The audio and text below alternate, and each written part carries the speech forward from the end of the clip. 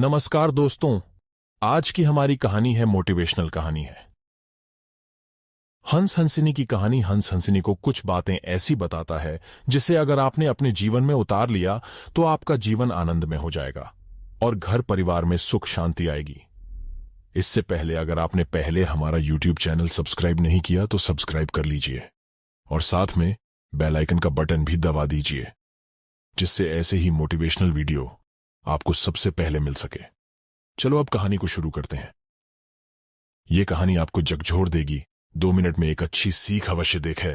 एक बार की बात है, एक हंस और एक हंसिनी थी। वे दोनों हरिद्वार में रहते थे। वे दोनों एक बार भटकते भटकते एक उज्जैदेव बहुत ही वीरान से रेगिस्तानी इलाके में आ गए। हंसिनी ने हंस से कहा कि हम ये किस उज्जैदे इलाके में आ गए हैं। यहां पर न तो जल है, न जंगल और न ही ठंडी हवाएं। यहां तो हमारा जीना मुश्किल हो जाएगा।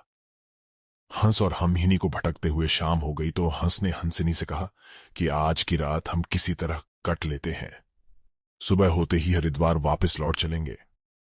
रात हुई तो देखा कि जिस पेड़ के नीचे हंस और हंसिनी रुके थे, उसी पेड़ पर एक उल्लू बैठा था और वह जोर से चिल्लाने लगा।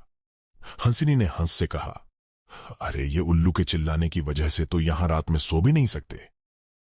हंस ने हंसिनी को समझाया कि किसी तरह रात काट लो। मुझे अब समझ में आ गया है कि ये इलाका वीरान क्यों है।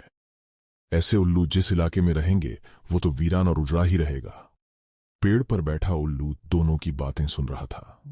सुबह हुई, उल्लू नीचे आया और उसने कहा कि हंस भाई, मेरी वजह से आपको रात में तकलीफ हुई, मुझे माफ कर दो। हंस ने कहा, कोई बात नहीं भैया, आपका धन्यवाद।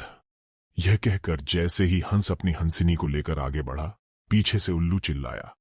हंस ने कहा, कोई बात नहीं भैया, आपका धन्यवाद। यह कहकर जैसे ही हंस अपनी हंसिनी को लेकर आगे बढ़ा, पीछे से उल्लू चिल्लाया, अरे हंस, मेरी पत्नी को लेकर कहां जा रहे हो? हंस चौंका। उसने कहा, आपकी पत्नी? अरे भाई, यह हंसिनी है, मेरी पत्नी है, मेरे साथ आई थी, मेरे साथ जा रही है। उल्लू ने कहा, खामोश रहो, ये मेरी पत्नी है। दोनों के बीच इस बात से विवाद बाज गया और पूरे इलाके के लोग एकत्र हो गए। कई गांवों की जनता बैठी, पंचायत बुलाई गई, पंचलोक भी आ गए। बोले, भाई किस बात का विवाद है? लोगों ने पंचों को बताया कि उल्लू कह रहा है कि हंसिनी उसकी पत्नी है और हंस कह रहा है कि हंसिनी उसकी पत्नी है।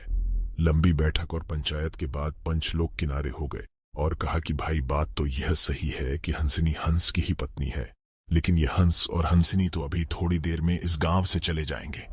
हमारे बीच में तो उल्लू को ही रहना है, इसलिए फैसला उल्लू के ही हक में ही सुनाना चाहिए।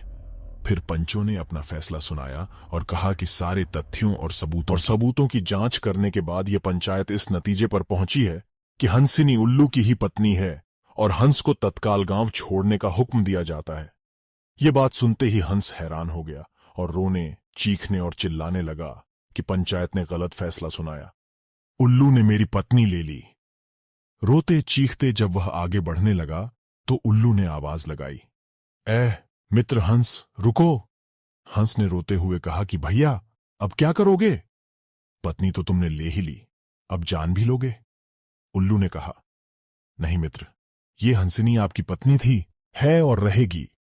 लेकिन कल रात जब मैं चिल्ला रहा था तो आपने अपनी पत्नी से कहा था कि यह इलाका उजड़ा और वीरान इसलिए है क्योंकि यहां उल्लू रहता है।